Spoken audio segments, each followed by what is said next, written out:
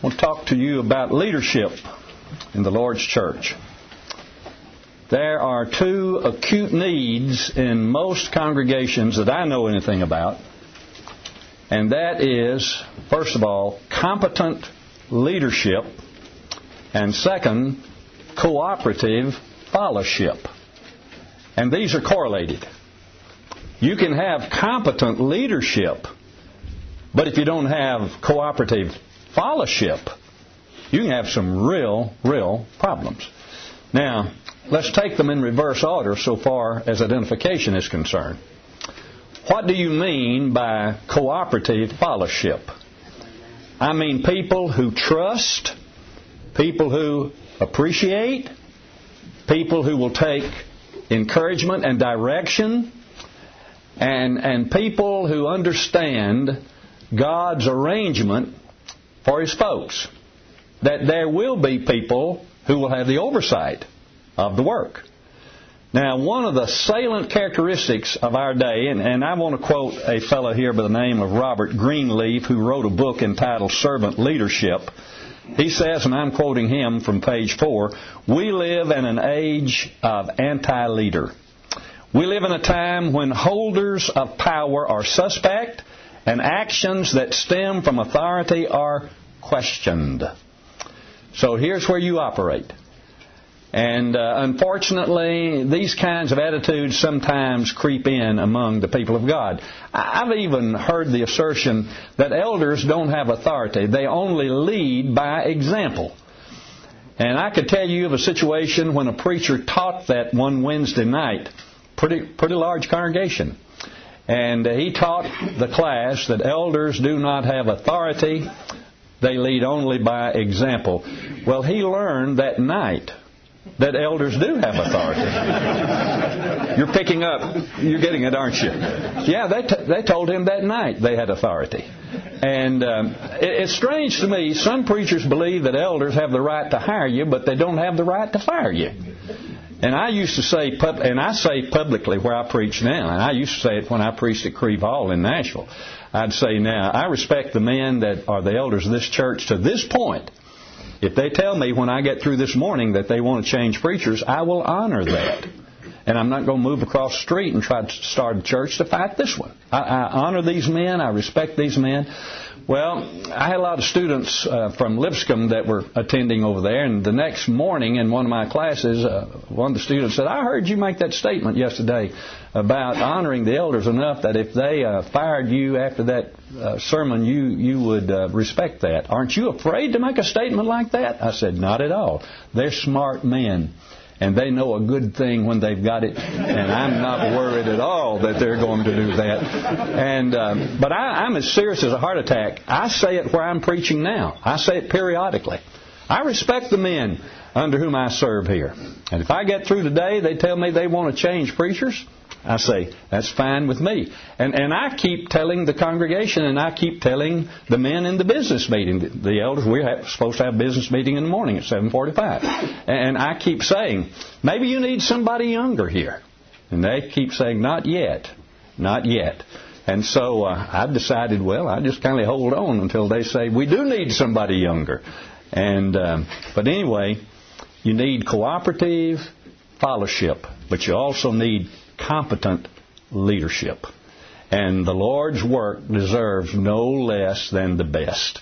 So here's what I want to do. I want to talk first about the head aspect of leadership, and then second, the heart dimension of leadership. We're going to start with the meaning of leadership. Now, I have some quotes here that I find very interesting and also very helpful. This guy, Fred Smith, who at the age of 27 started FedEx, and he was once asked about the corporate philosophy of FedEx, and he said it can be succinctly stated, and here it is: people, service, and profits. People first, service second, profits third. And explaining why that company grew to a $32 billion a year business, He said, you have to have a viable product or service and a compelling strategy. Then you need an efficient management system. Assuming you have those things, leading a team is the single most important issue in running any organization today. Now apply that to the organization of the Lord's, and I know that's another word folks find offensive, organization. But there is a certain organization connected with the Lord's church. And elders are basically team leaders of that organization.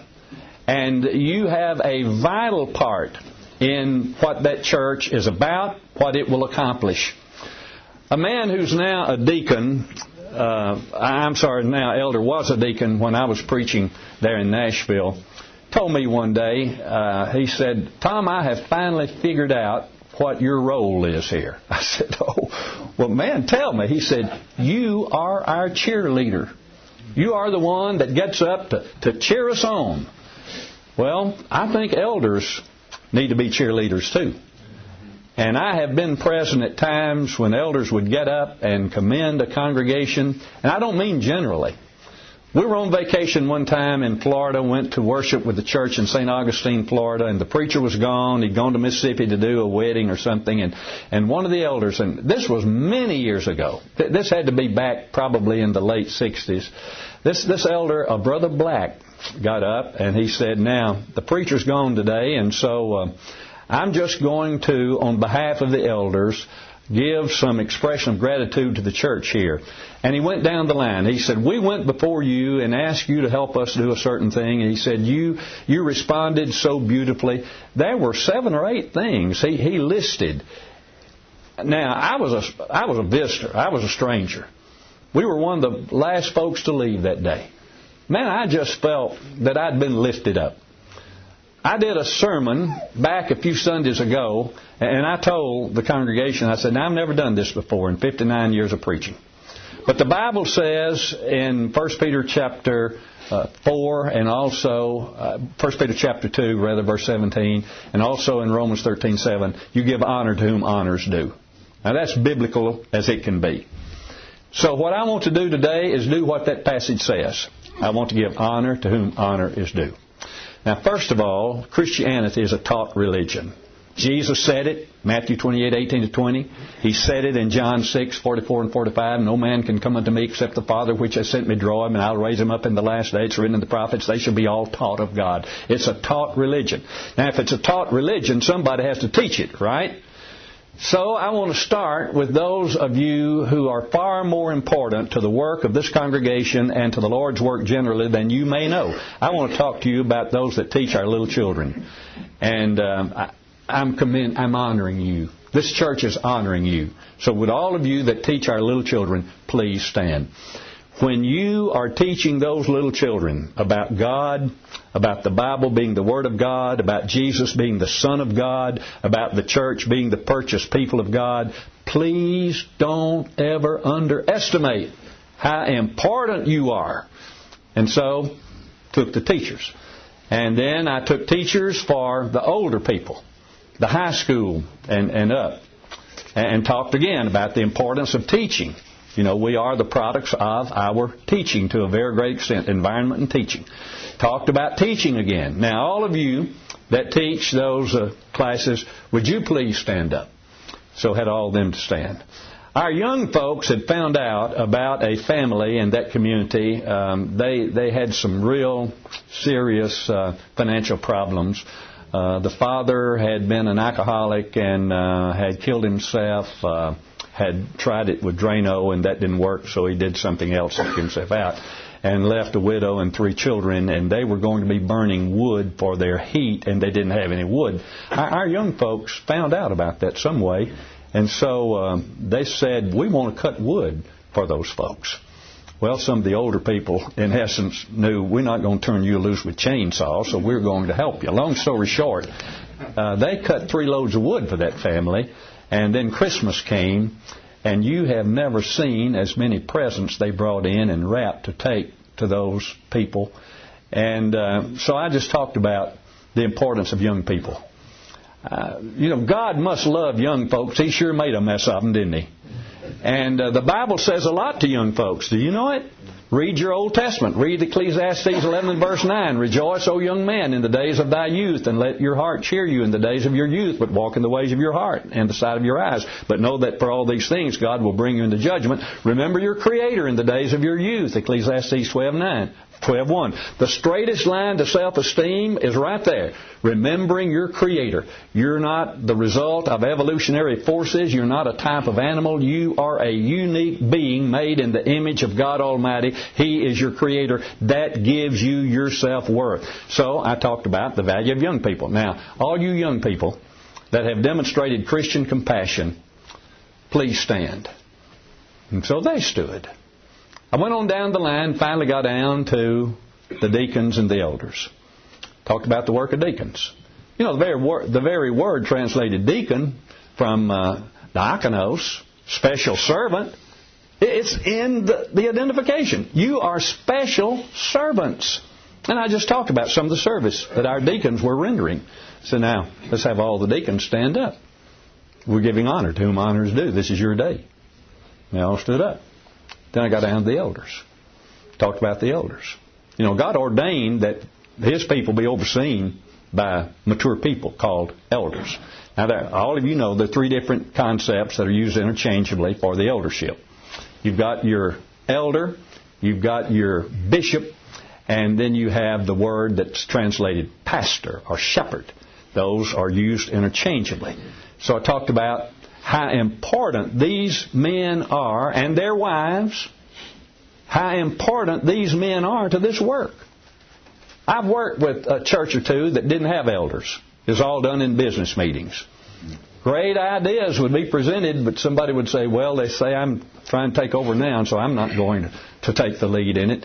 And so what we would do, nothing.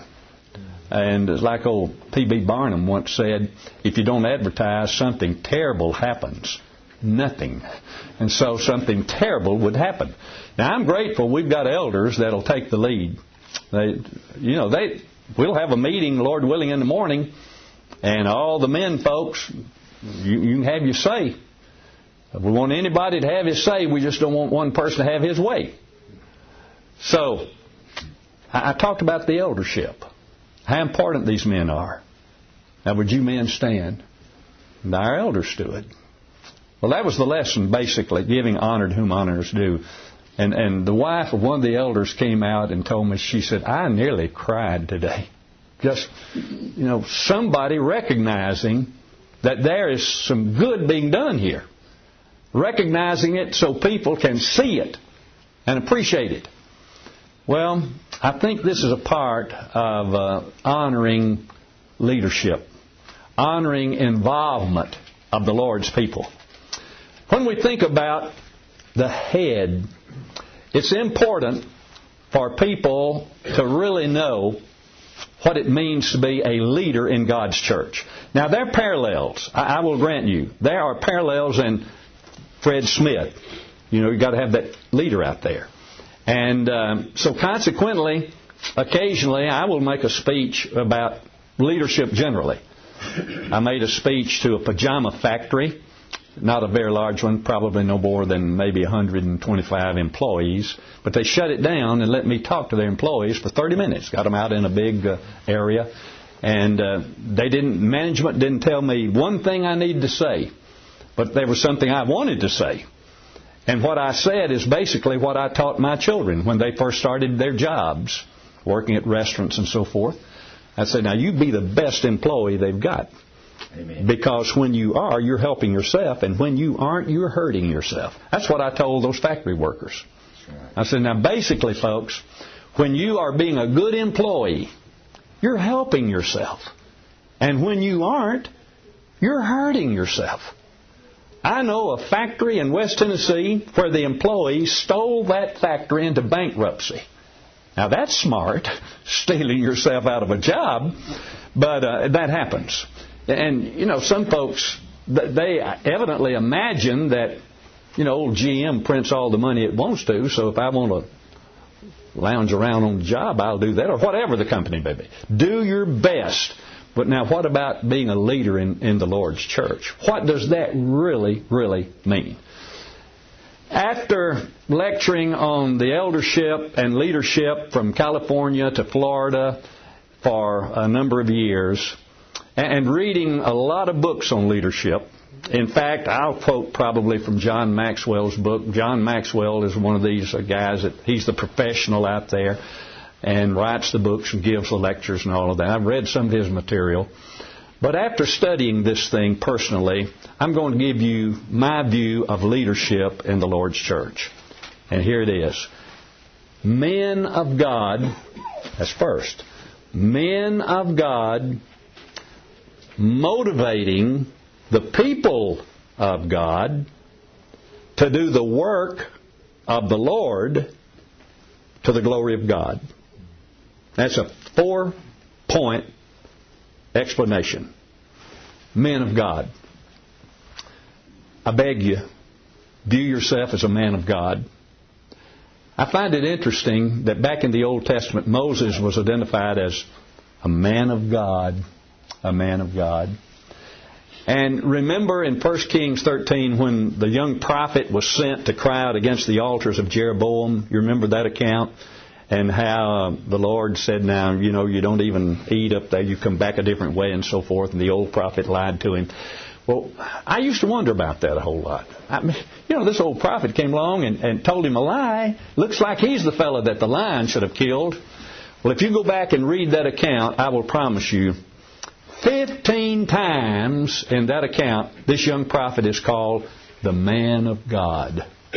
Well, the man of God should have known that the Lord was not going to tell him the very opposite of what he'd already told him. The man of God should have known you trust God. There's no shadow cast by his turning, James says in James 1:17. And man of God, when Paul was writing to this preacher Timothy, in 1 Timothy, over in chapter 6, when he talked to him about learning contentment and explained to him we brought nothing into the world, it's for certain we'll carry nothing out. Have you ever seen a funeral coach going to the cemetery pulling a U-Haul trailer? I have never in my life seen that. We brought nothing into this world. It's for certain we'll carry nothing out. So having food and raiment, let us therewith be content. And I find this interesting. And people quote this so much today. The love of money is the root of all kinds of evil. To whom was that initially written? A preacher. Yeah, that was initially written to a preacher. And man, I wish some folks in New York knew that passage. Down on Wall Street, where they have been motivated by avarice and greed, and that's not a personal opinion. I mean, a U.S. Senator from Nebraska, Senator Ben Nelson, said it on national television, that the driving force up there is avarice and greed, that passion for more and more, and greedy, I want what you've got. And every time I pick up the report of my little retirement fund and see what's happening to it, I say, yeah, they are somebody is getting it. Somebody is very, very greedy. But I've done my catharsis, so I feel good and I'm going on now. Okay, you've got to be men of God. And Paul goes on to tell Timothy, if you keep reading 1 Timothy 6, he says, but thou, O man of God. And if you just always view yourself as a man of God, in the first place, you talk about honor. You talk about dignity. You talk about the challenge for integrity. It's all right in that beautiful identification. Man of God. Now, motivation. Here is one of the great challenges that any person dealing with groups of people, that person will face this challenge. How do you motivate? For 34 years of my college and university teaching career, when it was in a classroom situation, not like I'm doing now, this online stuff, it was motivation. How do you motivate students to study? Well, one of the things we tried to do is give pop tests. You never know. You better prepare, because I may pop a test on you when you come to class. And then to just be sure you're motivated to get this material, I'm going to give you an exam that'll cover all of this material. And you better be sure that you are prepared for... I'm trying to motivate them using, I guess you would say, the fear technique. Doctors use this fear technique for motivation all the time. I had a first cousin that was an alcoholic. His company required him to have a physical, and the doctor, and I've always been appreciative of this doctor. The doctor examined him and got through, and he said, now, you go on down to the funeral home and pick your casket out. And my cousin said, what did you say? He said, didn't you hear me? I said, I'm about through with this physical, and when I get through, you go on down to the funeral home and pick out your casket, because if you keep up this drinking business, you're going to need it pretty soon. Man, it worked. The fear technique. The next Lord's Day, my cousin walked down the aisle at church to confess he'd been a drunk and he'd been unfaithful to the Lord, and he's repenting and he's coming home. I'll always like that doctor for using that technique. Well, parents use it occasionally. They used to, at least, back in my boyhood days. Now, Tom, you do that one more time, and you know that peach tree down behind the hen house, son? That's where we're going. That's a fear technique. Now they call it time out. I was over at one of my sons the other day, and his little boy was rambunctious, and he said, time out. Well, my daddy did time out, but he didn't follow through the way they follow through. He followed through with some Dr. Spock. Dr. Spock would get very upset with this negative discipline. Motivation. What was I trying to do that Lord's Day in giving honor to whom honor was due? Well, you know, I'm trying to motivate. I'm trying to say, folks, you're doing a great work for the Lord. Keep it up. And then in business, of course, they motivate in various ways. I have a friend who manages a little factory, and he told me that he challenged the employees. He said, now, if you reach a certain objective they had, I forget what it was, he said, up in the office, we're all going to cook you steaks. We're going to come out here if you meet this goal, and we will be your cooks. Oh, he said, man, they got after it, and they met the goal. And he said, we brought in the cookers and the whole bit, and we cooked steaks for the whole crowd. That's motivation. We tried, when our children were young and in school, tried reinforcement, motivation. If they came in with a good report card, okay, we're going to honor you some way for doing this. We'll all, tonight, everybody loading the car, we're going to go eat out. Now, I was safe. I was teaching at Freed-Hardeman because I knew they were going to say McDonald's. I can handle it at McDonald's. There's no doubt about that. But it's motivation. Or, we'll get you this or we'll get you that. When I made that speech at that pajama factory, when I got through, the folks took me back and asked me about my children, what are their ages, and they gave me 3 pairs of pajamas for each child. I had 4 at the time. So my boys, my smaller boys, they thought they were handicapped because they didn't have a mini bike. And I was hearing mini bike several times throughout the week, Well, I came in, got them all in the den, issued each one the 3 pair of pajamas. And one of the boys said, I hope he speaks next week at a mini bike factory. I threw my plastic money down, and they had their mini bike. I thought if they needed that bad, he's got it.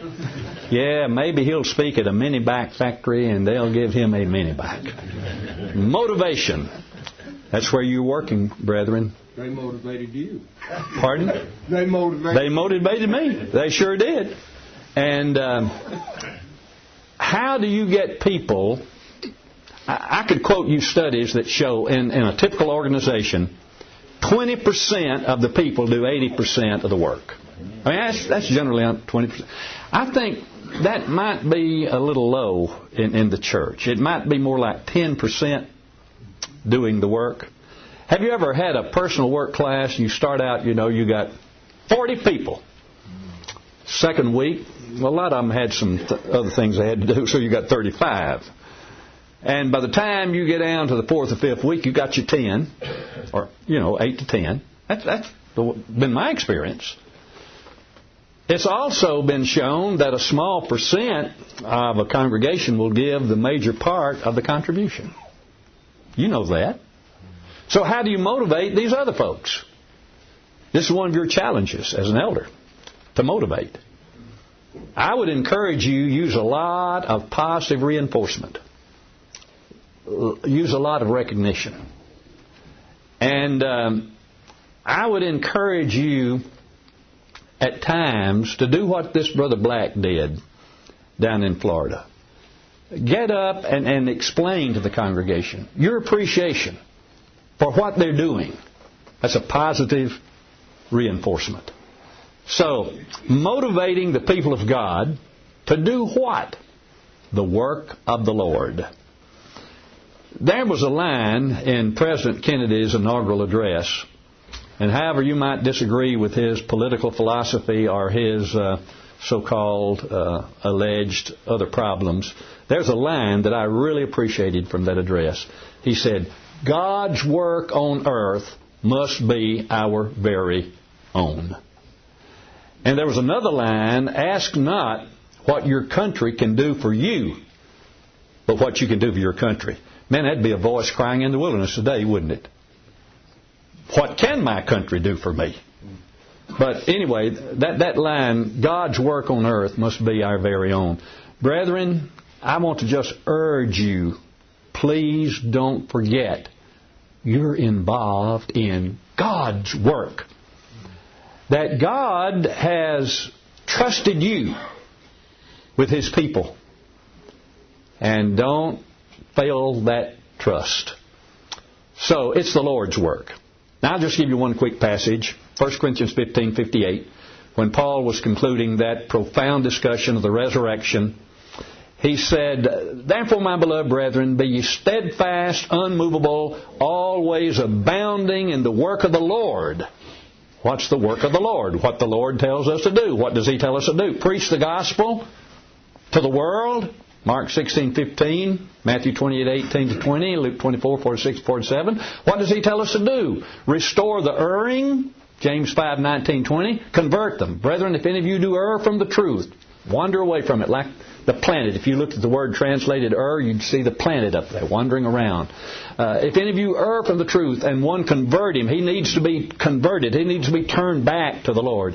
If you do, you save a soul from death and you hide a multitude of sins. Now I want to ask you a personal question.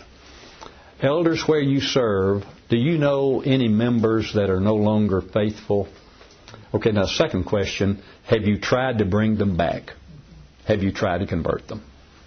My approach in my work has been, from the beginning, just like where I'm now preaching. One of the first things I did when I got to this place I'm now preaching, I said, I want the names of all the members that are no longer faithful. I want their names, I want their addresses, and I want their phone numbers. Now, I've been to see every one of them. I've been to see some of them several times. I did a funeral for one of them. She was 53, I believe, school teacher. I told one of the elders, I said, I'm pretty sure I've been to see her so many times when I drive up. She says, there's that old Tom Holland back trying to get me to come back to church. But, she died without coming back. But I'll tell you one thing. She cannot look me in the face in the day of judgment and say, man, why didn't you try to get me to come back to the Lord? Why didn't you try to restore me? I can say, do you remember all those times I came and everything but begged you to come back? But now I don't know how many of those folks the elders have been to see. That's their business. I'm just telling you, I know I've been to see them. And if you know of people where you are serving as an elder that are not faithful, there will be one of your first prospects. Go and see them. I know a man, in fact, when he coached at Alabama, his team won the national championship. I heard him speak the other Saturday in Nashville, Gene Stallings. Gene Stallings was coach at Texas A&M. Ruth Ann, his wife, was a faithful member of the church. He went with her. He never obeyed the gospel. And one day, there was a preacher. I used to know the name of this brother. He wanted Gene to eat lunch with him. And he, in essence, said, Gene, I know you know what to do to be saved. You know what the Lord wants you to do. Why haven't you been baptized? And Gene said, nobody has asked me. He said, well, I'm asking you. And he was baptized. I heard about a similar situation not long ago. fellow said, well, nobody's ever asked me. Well, there's one man I've been working with for years, and I love this man, and he loves me. And I've done everything I know to do. I've worn the Lord out with His name in prayer. I promise you, and I beg God for wisdom. Please help me know what to say to this man to get him to obey the gospel. But how I can motivate him and appeal to him, I have not yet discovered. There's one other thing I'm planning to try that a preacher told me that he used not long ago. Preacher, I was in a meeting in Valdosta, Georgia a few weeks back, and this man said, I went to this fellow, and I said, now you just tell me that you're not going to be baptized, and I won't mention it again. So the fellow kind of had a startled look on his face. He said, well, I guess I could be baptized now. They went in the building and they baptized him. I'm going to try that on this man. I really am. Because I love this man, and I know he loves me. He's my friend. When I think about the work of the Lord, it's teaching lost folks. One of the joys of my life has been going down into Guyana in South America and teaching people in a third world country. Poor people. I mean, very, very poor. But open to the gospel. And to see what the Lord has done in Lethem, Guyana, since 2005, when a bunch of us went in there. I preached in a tent meeting. We worked during the day teaching Bible classes. 59 people were baptized. A congregation is now planted there. A new church building, new preacher's house. School of preaching has been built. And we're getting ready to graduate our first class. They're already going out on their bicycles on weekend to the villages and preaching in the huts. And just to see, I believe that's part of the Lord's work. And I wanted to give a part of my life to teaching. I'd been in a few foreign countries, but I wanted to go into an area where I could talk to some folks that didn't know about God and didn't know about Jesus Christ. And God's given me those opportunities. I think that's part of the work of the Lord. And I've been very blessed to have some elderships that have encouraged that and supported me so I could go and do that. So I tell them, you've had a vital part in this work. You've enabled me to go, and you're a vital part. Any good that's been done, you share in the good. It's the work of the Lord. Okay? Now, here's a passage I want to lay on your hearts, brethren. I want to lay this one straight on your heart. It's from the conversation that Paul had with the elders of the church at Ephesus. And verse 28 when he talks about taking heed to yourselves and the flock and so forth. But he got on down in verse 35 to explain to them. He said now, in the preceding verse, I have coveted no man's silver or gold. I have worked with my own hands, he said, and I have shown you that you must, now this is an imperative, you must support the weak. And to remember the words of the Lord Jesus, how He said it's more blessed to give than to receive. Support the weak. There are people that are weak physically, and you probably have some folks in the congregation where you serve that are weak physically. I'm amazed at how many people in the church where I preach that are battling malignancies, or at least they now have them in remission. Wife of one of the elders, wife of one of the deacons. It just goes on and on. People who are weak physically. Support the weak. Encourage them. How do you do that? Cards, visits, phone calls, and don't ever underestimate the power of a card from you when someone is weak physically. I have a dear brother in Hartsville, Alabama, been flat of his back in a bed for over 12 years now. He was a gospel preacher, Brother Bob Sperling. Bob has MS in the worst way. So I try to call him, I try to visit him, I send him cards, and he tells me that people that send those cards to him, just people that are thinking about him, and sometimes they'll put little notes in there. He said, it blesses my life. Support the weak. There are folks that are weak spiritually. Mm-hmm. Now, I don't mean they've just given up on the church. They're just weak. And what we need to do is try to encourage them, try to support them. Well, how do you do that?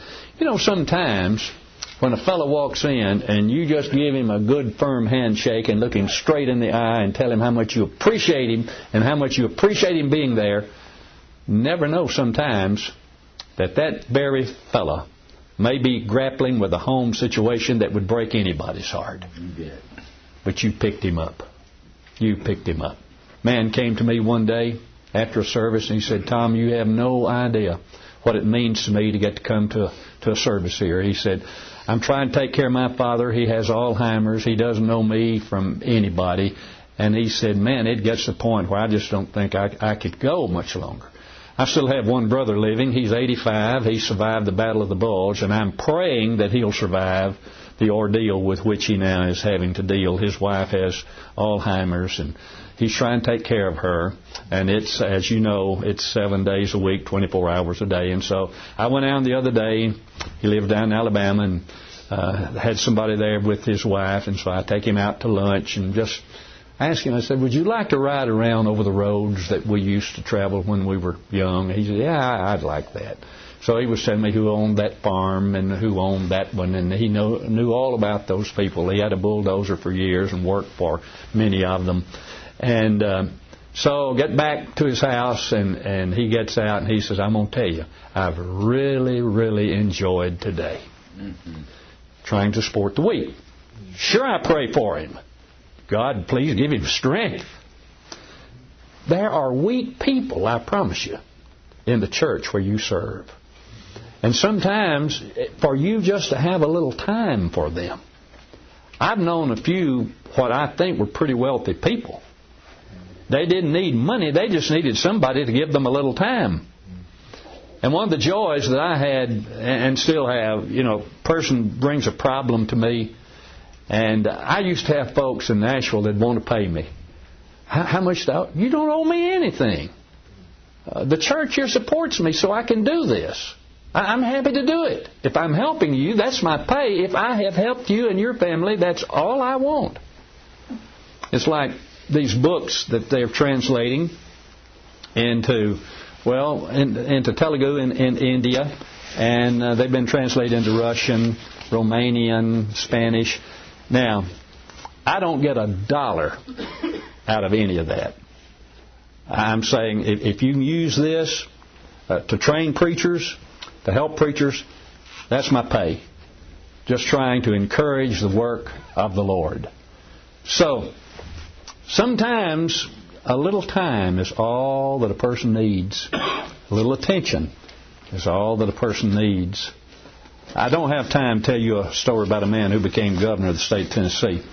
But if I did, it all went back to what a preacher told him one Sunday morning when he tried to slip out because he was, as they used to say, an illegitimate child. Really, he came from illegitimate parents. But this preacher stopped him before he could get out. Asked him, whose boy are you? The boy was really, he said, oh, I know, you're one of God's boys, aren't you? That man later, when he became governor, said that changed his life that day. Ben Hooper was his name. When I think about encouraging the weak, that's a great challenge, and God's people tend to do that. Okay, now, what's the purpose of it all? The glory of God. That's your objective, to glorify God. Didn't Jesus say in the Sermon on the Mount, let your light so shine before men that they may see your good works and do what? Glorify your Father. This is it. And brethren, if where you are serving the Lord as an elder or leader in His church, if people are being drawn closer to God, and if they are learning to love God more, and to honor His Son more, and to love the church that Jesus loved enough to die to make it a living reality, glory be to God in heaven. Because this is what we're trying to do. We're trying to give glory to God. Well, all I'm going to have time to do is just mention the heart. You operate from a heart motivated by love. You operate from a service-centered approach. You're servants. That's Mark 10, 44 and 45. and you are people-focused. So when you are focused on people as a leader, not on things and objects, and I know there's business to be taken care of, Acts 6:3, the business, but you're focused on people. And when you realize I'm an elder to be a servant, and that's why I'm great, being a servant. And I love the Lord and I love people, and that's my motivation. So that's the heart. I needed about that much time to talk about the heart. Spent too much on the head, quite obviously.